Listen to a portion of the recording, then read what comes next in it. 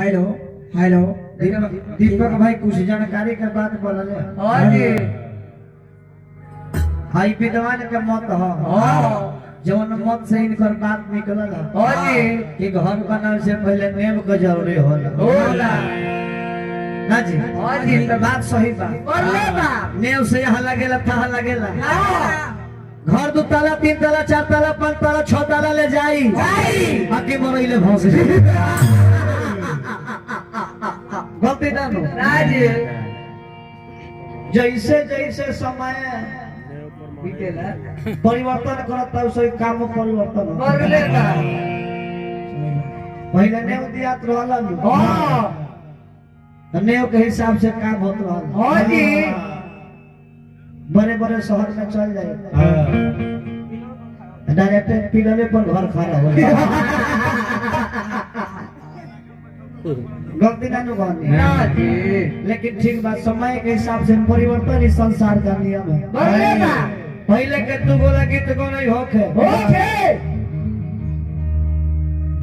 वंदना सुमन के ढंगे अलग रहे। हाँ जी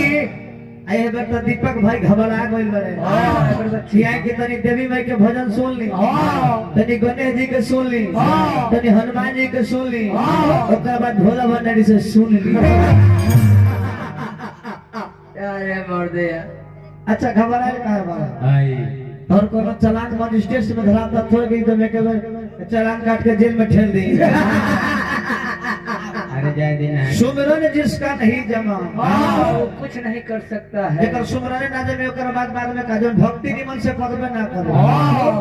ओकर काम निमन सोई छता ना जी सब मने के बनिया बा। हाँ जी समय देखले है कले कि लोग ना एने जल्दी करबो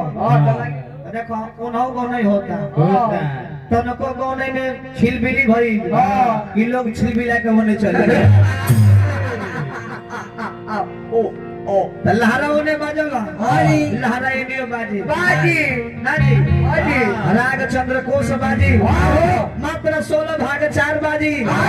ताल तिल ताल रही 1 पर 5 पर 13 पर ताली 9 पर खाली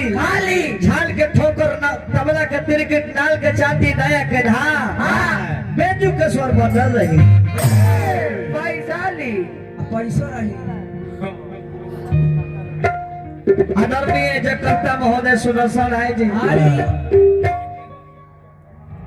अपना माता जी के नाम पर हजारों हजार रुपया लुटौनी है। हार्दिक हार्दिक अभिनंदन बा। हम जब खाना खाए बैठनी है देखी ने परिवार के जवान के सभ्यता का रहल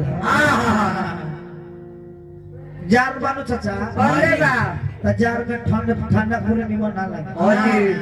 देखो ने जगकर्ता कर्जकर्ता लोग के चाचा जी लोग के हाथ में गरम गरम पूरी लेके बेजी तनी खाना ली बेजी तनी गरम बात ले ली एगो और ले ली ये से देखी कि प्रेम पूछी कैसे खाना लोग खाता बारीक चलावता खाए वाला का खैलक ना खैलक कोनो चिंता नहीं खाए लेकिन विशेष चिंता बा कि ना हम जेकरा के बोलौले बानी तो ओ ढंग से व्यवस्था करी कि आवेला ई बुझी कि ना गोय रहनी त रूप में खाना के संगे संगे मान सम्मान ये माने होय का चाहिए। ना जी ई बड़ी हमरा निमन लागला पहले के खाना में आज के खाना में काहे अंतर बा देखब न ढेर जगह कि बम सिस्टर खाना में चल रहल बा हालांकि श्राद्ध के खाना भोजन के व्यवस्था रहल तो ए में हमें अंतर का बा ओ में एला तो प्लेट लेके लाइन लागो हां प्लेट लेके लाइन लागो तो अपने घरे के विधायक बार तो भीख तरह मांगो ई हम का ई प्रेम हो बैठल बड़ा खाए अगर तू आइल बड़ा तो जकरते पूछे कि का तू ला तार बाबू जो है कि ना सब लोग आ गई है तनी दही खा है तनी चीनी खा है तनी बुनिया खा है पुलाव खा है सब्जी खा है ये प्रेम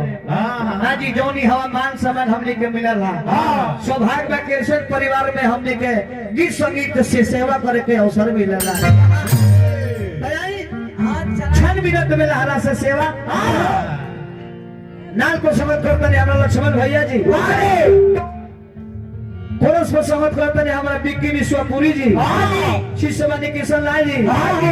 बगल में बनी पवन परदेसी जी, हमारा दाहिने बगल बैठल बनी हमारा केशव भैया जी, हमारे मित्र सहमती हमारे लंगोटिया जेकरा के यार कहल जाला भाई हमारा राहुल जी, बेंजू पर सहमत करते हैं हमारा बबलू भैया जी।